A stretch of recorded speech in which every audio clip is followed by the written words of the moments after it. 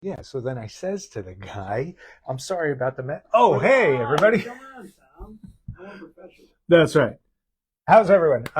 Welcome again, as always, to a live, this time not from inside the office, but actually from inside a corner of the lobby because of what we've got today is a little on the large side, in case you've noticed.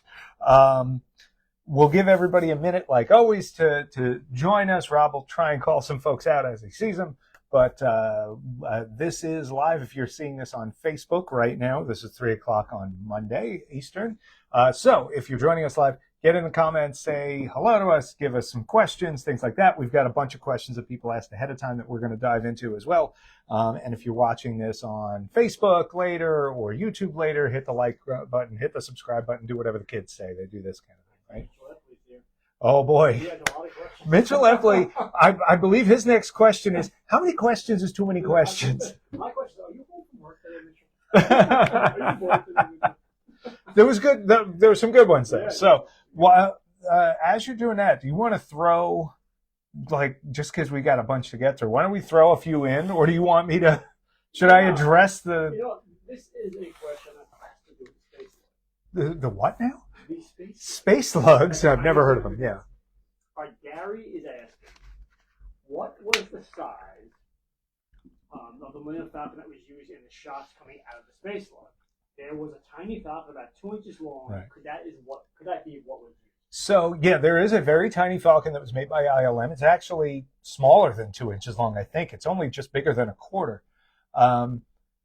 However, that, my recollection is, was used for the shot where the Falcon is on the back of the Star Destroyer. They had an oversized Star Destroyer bridge, or whatever they call that section, and they used that little guy there. My assumption on the shot where it's actually coming out of the thing, that would have been a comp.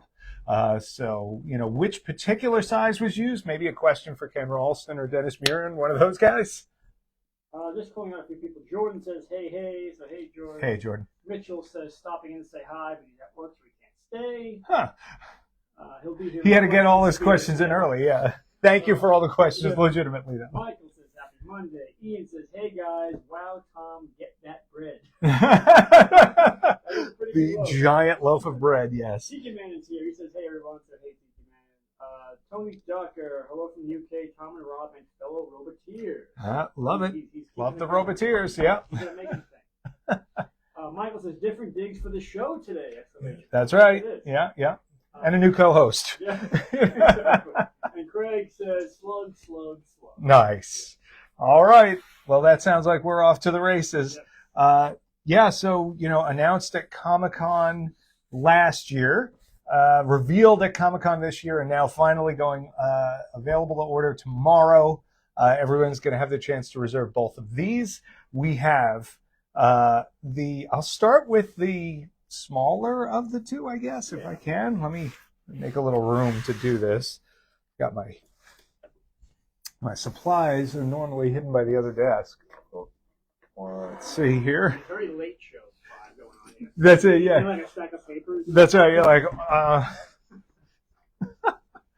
So, you're going to need to get in on this guy, Rob, because I'm not going to be able to do too much with this.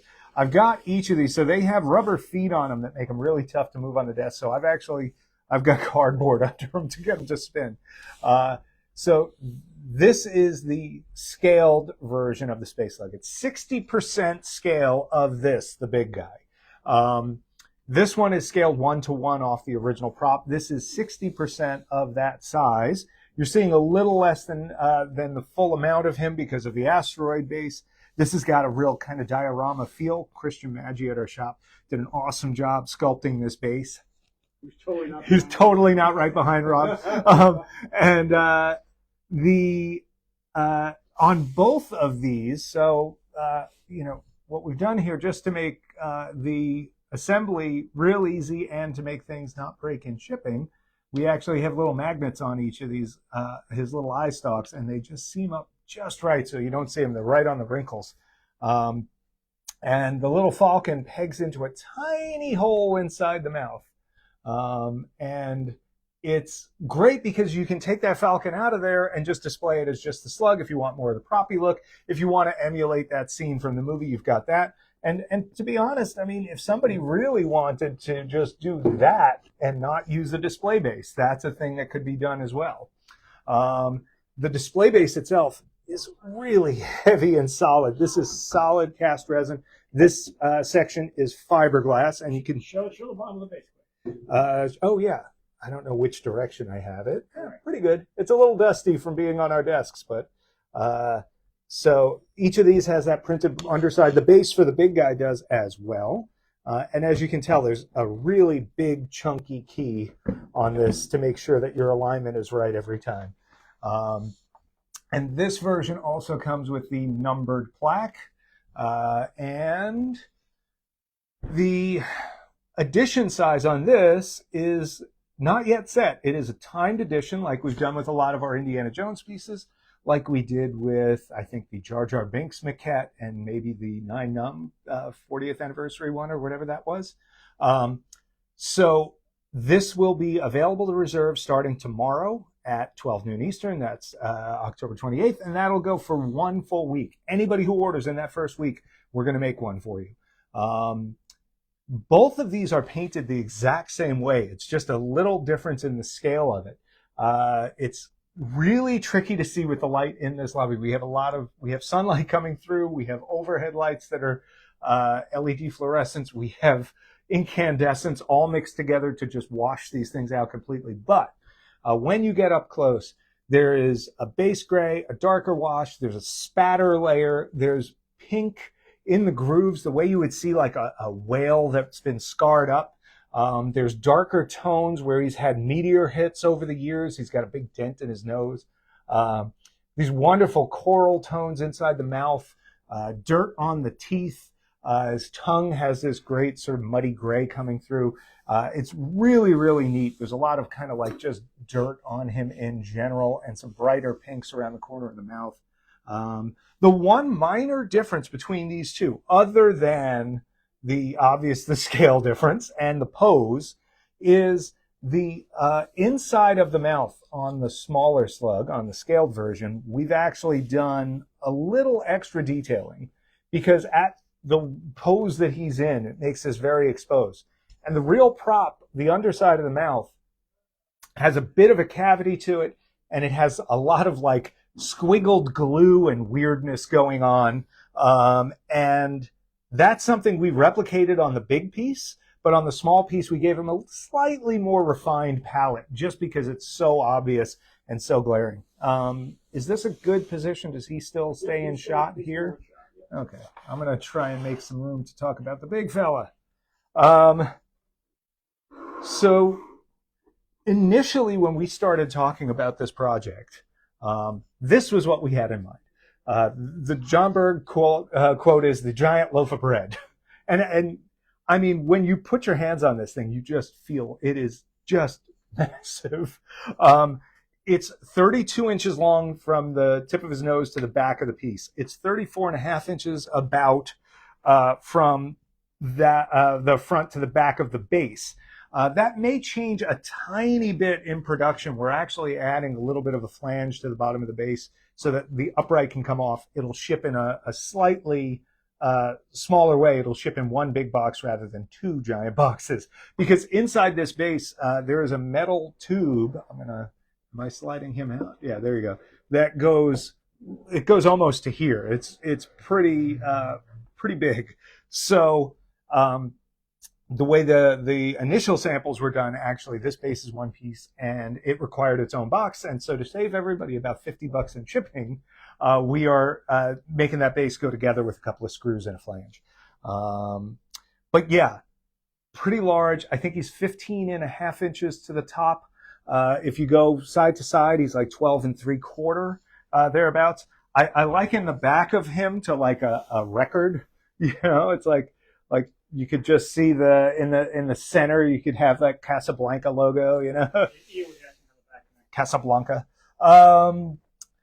The same thing going with the paint as on the small one.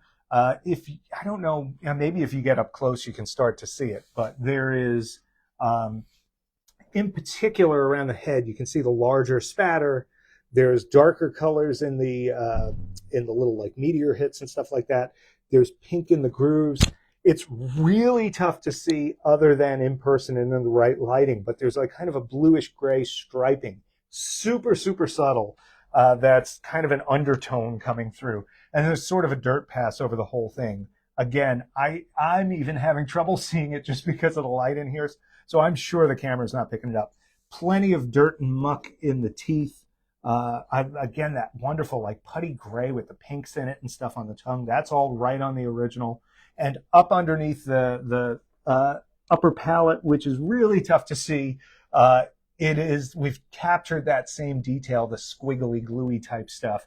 The only thing is we finished it in the flesh tones as opposed to like old silicone glue that's gone yellow over the years, like on the real prop. And much like the smaller guy, he's got the magnetic eyeballs, which is great. They're keyed, so there's only one way they can go on. You can't get them wrong. The base is a very heavy metal plate. My understanding, let me see if I'm remembering this right, this is about 16 pounds, 2 ounces. And this is, did we say it was 37 pounds? So the slug is heavy, the base is heavier. And the slug on this is thick, hollow fiberglass, but super beefy, super heavy. And yeah, these are, this guy is posed just like he looks in the archives. Every time I see it on our shelves, I just remember walking past the archives the first time I saw this thing on their shelves and thinking like if you just put, some shelf dust on this, it would feel like the real thing. I realized, nobody's, not everybody, let's say, is going to have the space for the big guy. And that's when we started thinking about, can we do a scaled version? Can we do something that maybe takes on a different character? So there wasn't just like a small version of this, but something that has that diorama feel, something that's a little more energetic and, literally reach different people than would want the one-to-one. Now, that said, anybody who wants the one-to-one probably knows these two fellas. So really, really, we're so lucky to know these folks. This piece for the movie was sculpted by Phil Tippett over mechanisms that Doug Beswick made. I've known Doug for probably 15 years or so now, actually quite a bit more than that now that I'm thinking about it. And really incredible talent, somebody that was involved in the Cantina, one of my favorite scenes, right? And also somebody that worked on Empire Strikes Back, somebody that worked on, Terminator, Beetlejuice, all these different movies over the years, doing mechanics, doing stop motion, etc. It was really cool for us to come up with something that Doug could collab on with us, and to get him on these plaques was really special to me. And then, of course, Phil Tippett. He is a legend. He is a genius. He's a visionary. He's someone that, has been involved in a ton of our projects, and we're always excited when he gets to be a part of these things with us. And yeah, not much more needs to be said about Phil. You want to dive into some questions? So I'm not just. Yeah, Tony says, great to I'm going get to turn him Doug this Beswick's way. signature on the plaque as well. He really signed. So Yeah, trying to keep things. Rick was asking if the scaled version fits in the color. That's a really good question. To right, it's a question of the height, but so the base is 12.5 across and about 12.5 or 12.75 deep. So if you have it at all, you can figure that out. I want to say that they're in the neighborhood of 14-inch clearance inside, but you would probably have to adjust the shelf height. Ian says, I love the holder for the signature plaque on the one-to-one. Oh, yeah, the little asteroid touch. That was just to add a little bit of theming to the big guy. We did something similar when we did the chess set. The holder for the plaque was a little shape of the top of the chess table. Just a tiny nod. Tony says he loves the Stuart Freeborn frame printable. Oh, yeah. That was, Stu signed that to me back in 2004. Brenton says, that's incredible. Kevin says, well, I have the pencil holder version that Gordon worked on. Oh, yeah. Adding these will make it So Nice. awesome. Think about what kind of stuff you could hold in this if we made this the pencil holder. Like, you just put like an umbrella. And speaking of Gordon, he's asking, will there be a saddle so he can ride around? That's Gordon. Yeah. We had our friend Gordon Tarpley out in the studio a couple of weeks back working on a number of top secret projects for our other company, Tom Spina Designs, and that's always fun and slightly ridiculous. Yeah, Kevin says, don't put your pencils in these. You'd never get it back. You'll lose your arm. TK mentions my volume is low, so I moved my mic. Oh, okay. Wow, usually it's the other way around. Yeah, right. Let me go. Yeah, let's blast through a few of these. Connor is asking whose signature is on the clone mechanic.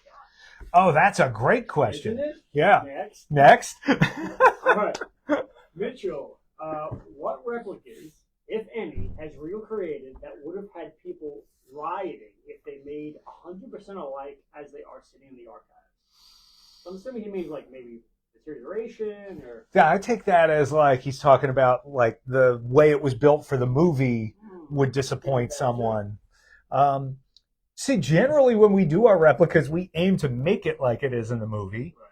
Deterioration-wise, I mean, there's definitely some stuff in the archives that's got some issues, but I mean that's just the nature of the materials. I'm struggling to think of something though where we made that dramatic a change. I can think like CZ3 because I see one in the lobby here where the original is painted like he was painted in Jedi with the big black spray paint. That might have made people not as happy. Oh, that's a good one. So Walrus Man was changed after Star Wars. No one seems to know why, and he appeared in Return of the Jedi this way, but he's so deep in the shadows you can't see it. But he's got his hair is redone. He's got whiskers and fibers. He's got little horns sticking out here. He's got like white tufts of hair and stuff. His paint is a little different. So if we had made that version of Walrus Man, yeah, I think people would probably get upset. That's a good one. Yeah. But and by the way, our Walrus Man 1-to-1 replica is coming out early next year. Mitchell is asking any tease or hint of the upcoming standalone legacy sketch. Upcoming standalone legacy sketch. Oh, for December. Yeah. We have a lot in the works. Yeah. Yeah, we don't want to hint at that point. No. Okay. No. Soon enough. Soon enough. Yeah. All right. Any unannounced indie items coming or in the works? Sure. Say yes. Yeah. But if we said it, then they'd be announced. So then it would just negate your question. So yeah, hashtag confirm. If Tom was a betting man. Oh boy, he's not. Not at all. You guys know Tom. What is the best price range? Yes, on the indie fedora. Too soon to tell. Yeah. The goal is to make it as reasonable as possible. Anybody who's been out there and hunting for a high quality custom fedora knows those do not come cheap these days. But our goal is to do the very best we can to be in line with sort of like market value on that sort of a replica, or maybe even a little better. Okay. Any chance we'll get a replica of the Spear of Destiny from the Diamond Destiny? The replica of the Destiny of the Destiny. I don't know. That would Never say that. Yeah, I think that's kind of the best way to say a lot of that. Yeah. All right. But did you hear we are working on some indie props? Yeah, right. Confirmed. When can us fans expect Regal Icons busts of Robb and Tom's? Oh God. Confirmed. I don't think anybody needs that for their shelves. Nope. We should. You know what though? That's a good time. Let's take a minute. Let me pull up Phil because speaking of icons, and by the way, is this in the shot at the moment? Yes. So yeah, this is our. These are actually still on the site. If anybody hasn't already ordered it. Speaking of indie stuff, it's really surprising piece for me. Like it's unexpected in terms of us even making it in the first place. But like if you can see the size of it versus that, even the tablet, which is a pretty big piece. Is this our first live Oh, it might be. Oh gosh, there's gonna be comments. Yeah. Okay, what's up, fam? I'm doing an unboxing today. No, so our Regal Icons filled tippets. The first wave of production is done, and we've gotten all of these in. They're going to start shipping in the next, probably in about a week, because we're also going through the Tauntauns. But I thought I'd pull one out here for folks to have a look at, because I'm really proud of them. So yeah, as you can see, it comes in little carved out styrofoam, and then so let's see. Oh no, it looks great. So little styrofoam underneath. Little brought to you by Regal Robot. So this is it. I was just gonna say, like, yeah, like you look at. But yeah, so do you want to get a little closer on him if you can? I don't know if we've shown, maybe we showed him in a live, but let's pick him up. So yeah. So it's got some weight out this far away from my body. But this is another beautiful bit of work by Christian Maggi, and I'm not just saying that because he's literally across. He's like staring me down, like, you better. No, I love that even though we did this digitally, this is a freehand sculpt, and it is as classical as they come. You have, like, literal clay smear and tool marks, the little indentations you get when you're texturing up something like this to do a bronze. And all of that stuff captures the patina. It catches that little green that settles in the grooves and just makes this look like it's a real bronze piece. Now, I'm sure, like, if you had this on your desk at work, for starters, people would just be like, oh, you like Socrates or Darwin or something. Santa Claus. Yeah, Santa Claus. Should we tell the Santa Phil story? Can we do that? No, it's not our story? Okay. I just don't want to share. Oh, no. Okay. So Phil had a picture of him with a whole bunch of Santa Clauses. And apparently he was at, like, a hotel. And I'm trying to remember how he got into that room. I think someone saw him with the beard and assumed, yeah. Or made him apparently he wandered into a Santa Claus convention at a hotel, and he walked in. They were like, "What's your name?" And he said, "Phil." And they were like, "Hi, Santa Phil." And then they took a picture with him. I don't even think those people knew who he was, but I just love that. But anyway, this is something that I'm just excited we get to do. I love this idea that we're getting to celebrate the people behind the scenes who make all this stuff and inspired us for so many years. And these are still available to order. And if you did place your order, like I said, give them about a week or two to get up to shipping these, because they're going through some of the other pieces first. But we're going to have a lot of happy people when they start getting these.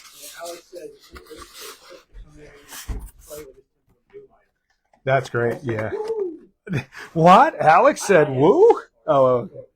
Should we, speaking of other stuff that's shipping, while we're doing that, so this is same idea, but with a tauntaun. So this is one of our the tauntaun skulls here. So the mini tauntaun skulls also just arrived. They're going through and doing QC right now.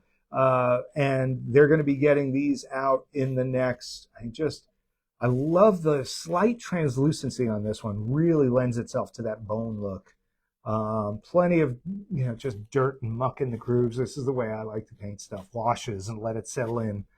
Somebody once described it as, you put the paint on, you wipe it away, and whatever the prop wants, it keeps. To me, that's a really organic way to do things, and it just makes things look real and natural and not intentional, which is my least favorite way to paint. So those, if you place your order for the small skulls, those are going to start shipping really soon.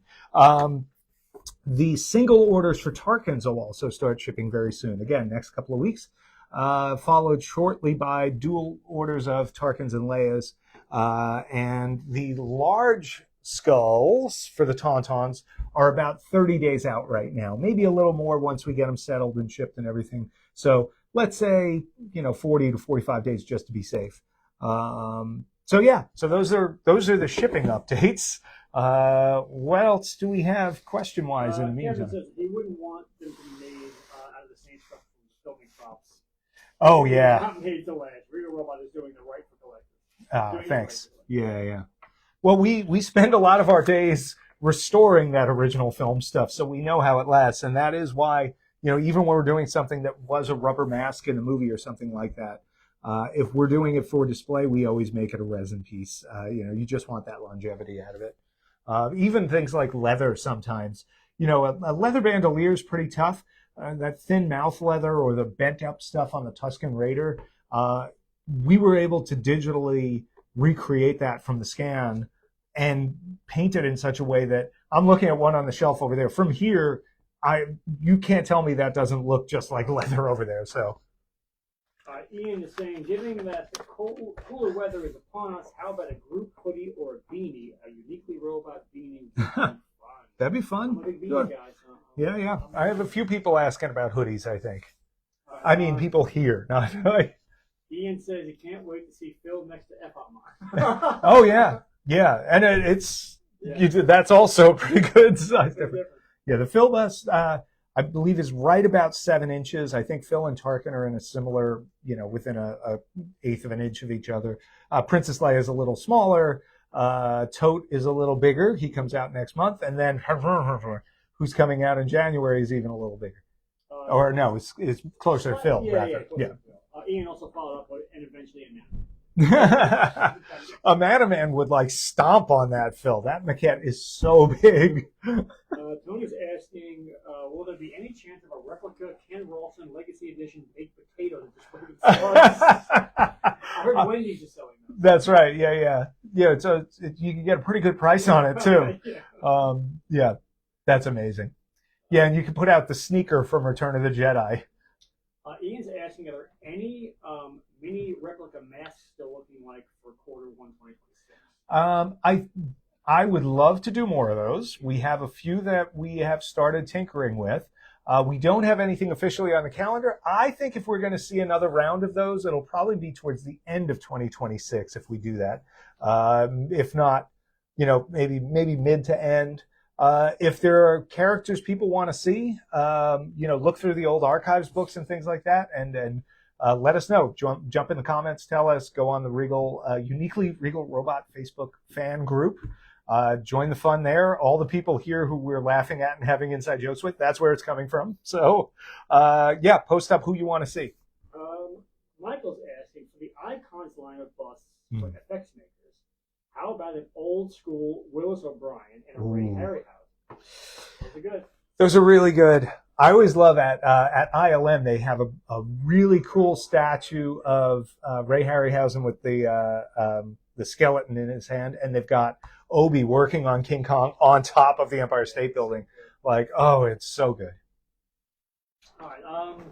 Mitchell says, are there any stories or anecdotes about replicas previously thought impossible until someone in the shop had an aha or light bulb moment? Ooh. I mean, we thought this one was impossible. Yeah. I'm trying to think more, on the internal side. Man, that's a good question. We had a few aha moments on some of the maquettes. The 2 snail-like Jabba, even Rees with some of the molded cast elements of that. Yuzum's legs, coming up with the magnet. And, you know what? That's actually a really good one. Yeah.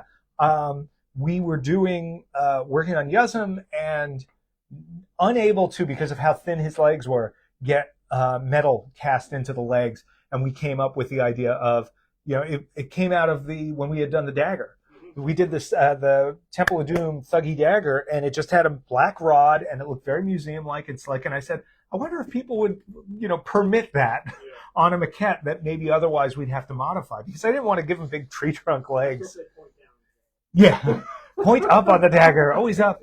No, team up. But yeah, so that's actually a really good one. Yeah, because we weren't going to do Yuzum until it was like, you know what, we could do that. This is a follow-up.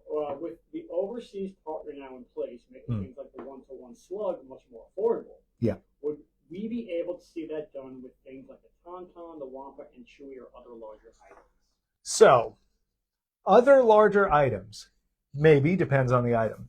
However, Chewy, Wampa, Puppet Scale Wampa, Tauntauns, definitely not. That's all stuff that falls under our sort of like uniquely crafted branding there. That is something where we lean on the special set of skills that the people here have, the experience they have with the original props. You know, everyone that works in our shop is just immersed in original props, whether it's working on making them, working on restoring them, working on custom displays and things like that. They understand the feel and how this stuff goes together, and they've got a set of skills that I like to think is pretty unique. And so for things that require that kind of skill set or that sort of crafting that you're not going to find anywhere else, we're going to keep doing those in-house. There's plenty of other things too. You know, I should note the percentage of stuff we do outside of house versus in-house. It's minuscule by comparison to what we're doing in-house. They have a book in the back that's about this thick, and all it is the paint notes for all the different things we do in-house. And that comes to some of the magnets, some of the decor. The other thing is, from the beginning, we have had outside partners. They've just been U.S. based that help us with overflow casting and things like that, or pieces that we can't make in-house for any reason, elements that are going into something we're making here. And over the years, we have increased our capacity in-house and brought a lot more of that under the roof, so to speak. But it's not unusual for us to share the load with outside help. It's just now we've got some outside help that is overseas, comes highly recommended, have been great partners to begin with, and give us the opportunity to put some stuff out that we wouldn't be able to otherwise. Because if we were doing this in-house, this was going to end up being, and we did initially think it was going to be that way, this was going to be an edition of about 25 pieces to 40 pieces, I think we were saying, and it was going to be more than double the price.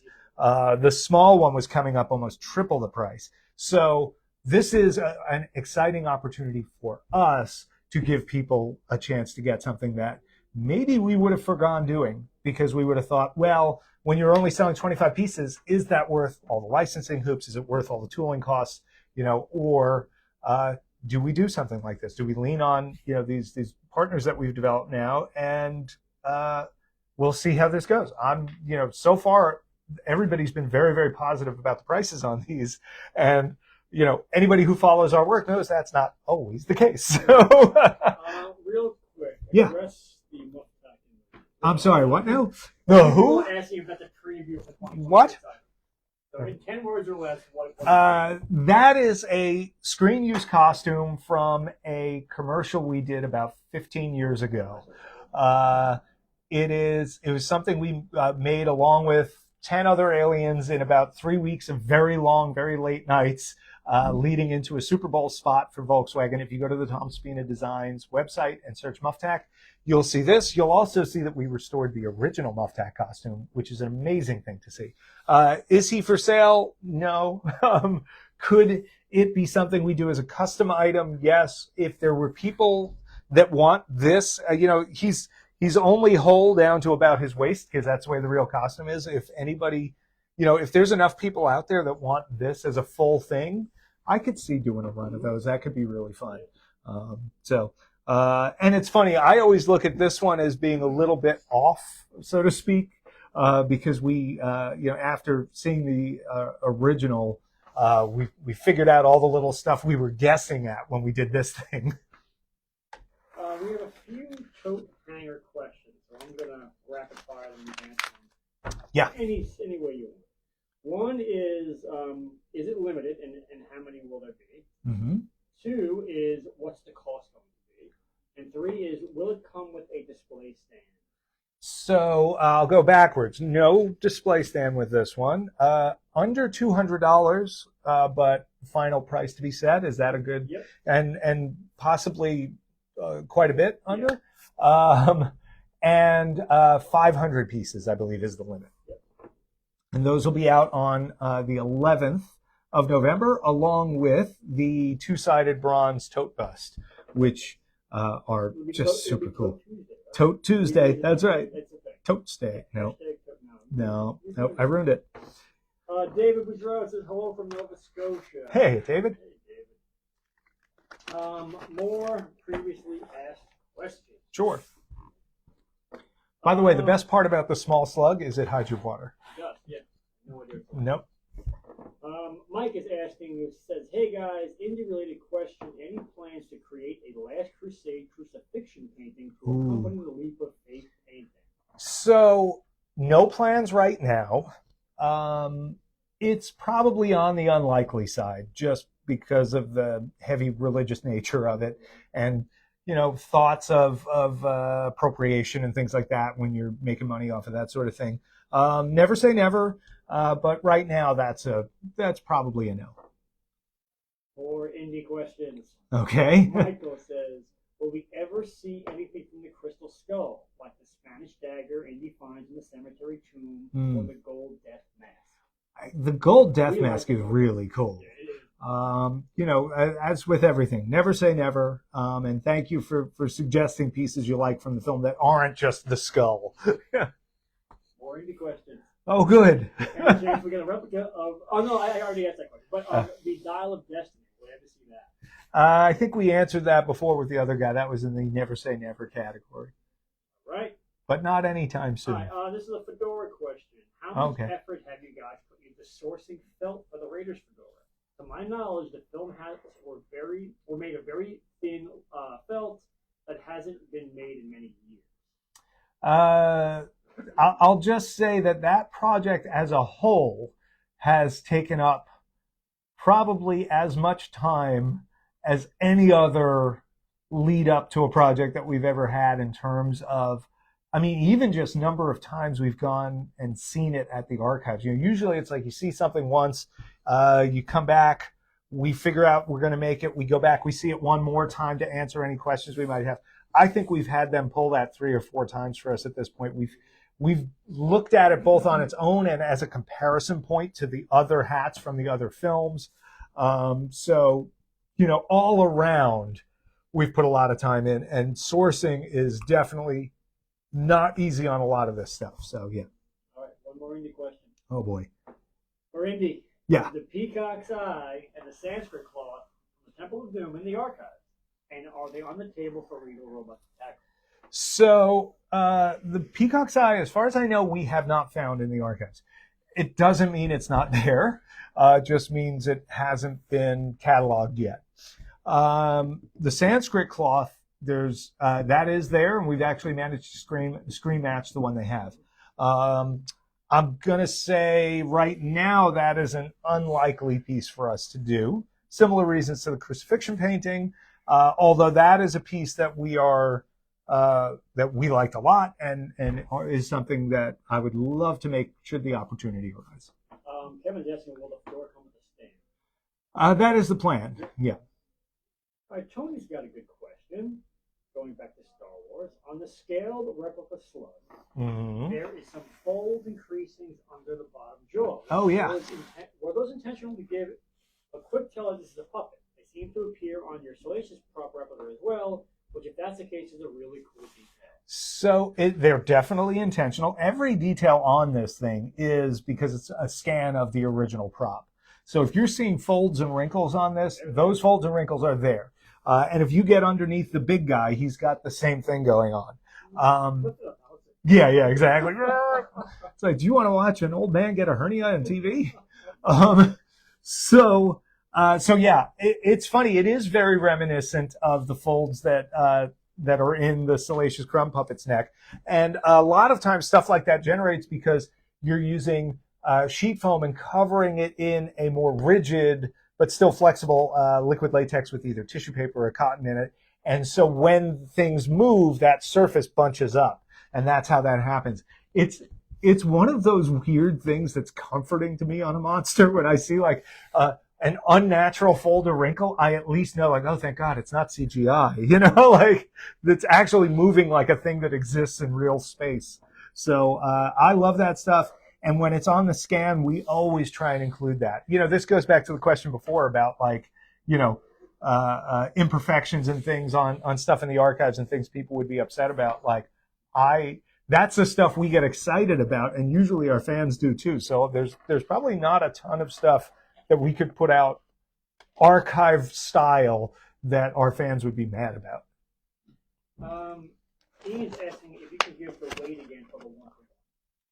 I believe 37 pounds, including the base. Yeah, I'd say the slug itself is in the neighborhood of about 15 pounds, roughly. Sean's asking, will you guys ever do any Star Wars animated mechanics? Those would be cool. There's some really good ones there. Lucasfilm has some. The Archives has some. They're really neat. They're clean. They're in a different way. They're all unpainted, at least most of them. Yeah. Kevin's asking. And like I said before, if that's the sort of stuff that gets you going, get in the comments, say that. Go in that. Join the group and post there. Because then we'll get to see not just one person that wants it, but if there's a bunch of people that join with you, find some pictures of these things online, post them up. I love when fans go out and find, either when someone took a picture at an exhibit or whatever and post those up, and then other people can chime in and say, no, don't do that. Kevin's asking, would you ever get uniquely, air quotes, and make the R2-3PO Easter egg scene in Raiders? We would love to. Yeah. That's definitely something we've talked about quite a bit. Yeah. Yeah, like as a little wall piece or something. Again, if that's the sort of thing, grab a screenshot of it, put it in the group, see if there's other people, because that's the stuff that'll, we have so many. We're not short on ideas, but choosing which ones to pursue is tough. And knowing what people are into, knowing what people think they want to, bring into their homes and put on their walls, that's definitely a help. Jordan asks. Oh boy. Ian's follow-up is very funny. Jordan asks, no, sorry, that's not Jordan. This is Tiki. Okay. Any rough idea of the number of maquettes for 2026? And Ian follows it up with, and how many of them will be yellow and green? I will say this. I don't have a firm number for maquettes. It will be at least 3 or 4. Yeah, right. I can't imagine it's less than 4. Yeah, I'm not thinking. Especially if you're including the clone. I would say we have a lot of sketches coming outside of just the maquettes and new releases. So if you like those legacy sketches, we've got a few that are going to be surprises, and they're good. And a lot of those are things, we on some of those we've gotten ahead and we've done them, well in advance. So we have quite a few releases on the legacy sketches alone, sort of locked and loaded and ready to go. Back to Jordan. He was asking which will be released first, the Fedora or the Idol? Coin toss. Or the chicken. Yeah. Currently a coin toss. It's a race. It's a development race. Yeah. The original plan was the Fedora, but we're playing it by ear right now. All right. Mario says, would you do another lot of the first Java concept maquette in the future? And his second question is, will we see a Hermie Oil concept maquette as well? I'll go backwards. Hermie Odal's amazing. He's one of my favorite aliens in Jabba's palace. There was the great Blue Series Return of the Jedi Topps card. It just said horrendous creature, and it was Hermie Odal just sitting there with the stuff coming out of his mouth. So I would love to do that maquette. I think the what's his name? I feel like Efant Man was a nice warm up for him. And then well, I'm sorry, I lost the other question in my mind. It was Hermie Odal or will we redo it? I don't see that coming anytime soon. There's 250 of those out there. They still turn up for sale. They're a little on the expensive side, but I don't know that there's enough people out there for a redo of that. We certainly wouldn't just do a re-release of it. If we were going to do something, it would have to be, some dramatically different change, but I don't see us doing that. Ian says when we figure out for the Fedora or the Idol, we can do darts. We have to break out that darts. Yeah. What we need is those Hovitos darts. Yes. And a blowgun. Yeah. David says, RA7 or 21B bus, question mark, s'il vous plaît? I love both of those. Yeah, they're good. And Ian says, hashtag Team Hermie. Nice. Well, If he can't get the yellow and green, he wants his Hermie. He likes the big bouquet. Yeah, exactly. I am caught up on questions. So All righty. Run down again on how much they are, when you can get them. Super quick. So tomorrow, 12 noon Eastern, you can start to reserve yours. We have the Space Slug replica. Prop replicas coming out in 2 editions. The first is the scaled replica. This is about 60% scale of the original prop. It is loaded with all of the same detail. It is scanned off that original prop, but this one's got this dynamic diorama sort of feel to it. And the eyes are really cool because they're magnets, and magnets are fun. This is going to be $6.99 plus shipping and handling. This is a timed edition, so anybody who orders in the first 7 days will get one. Anybody who is late is not going to get one, so don't be late. And that is, of course, a numbered edition, will come with a plaque. The other version is a dual signature edition with 2 people responsible for bringing this to the screen. Phil Tippett, who sculpted it, Doug Beswick, who did the mechanics, both genius effects artists, legends in their own right, and very proud to finally have Doug on one of our editions. And this is the big boy. He is full scale, 1-to-1 to the original prop in the archives. Tough to see in here with the lighting. Loaded with paint and detail. Pink in all the crevices. Spatter all over his skin. Some dirt on his back. Lots of muck on the teeth and all of that fun stuff. Also, magnetic eyeballs, again, because those are fun. And they're each keyed uniquely, so there's only one way to put them in. 32 inches long from tip of the snout to the back of the thing. 34.5, give or take, with the base. 37 pounds with the heavy metal base, and $18.99. So under $2,000, you have a 9-month payment plan. So for under $200 a month after your deposit, you get to bring this big fella home. Both of these are currently slated for shipping in summer of 2026. So if you're taking that payment plan, it takes you right to about the time they're going to be ready to ship. The only other thing I think I didn't mention is that there's only 100 of these big ones being made. So if you're in the first 100 people to get this starting tomorrow at 12 noon Eastern, you're going to get yours. And if you buy this within the first 7 days, you're going to get one of those. And if you're late, you don't. So don't be late. And that's it. So as always, thank you for everybody who joined us. Thank you for all the great questions. Thanks for all the suggestions and ideas. And please do go find the Uniquely Regal Robot fan group on Facebook. And if there's something you ever want to see, if there's questions you have, you can always put them in there. Rob and I are in there all the time, answering questions and sharing behind the scenes from the studio and what our process is like. And we just appreciate all of the interest in the stuff we're doing and everybody who's a part of it and everybody who brings our stuff home. So thank you very much for that. And thanks for watching. Have a good one. Bye.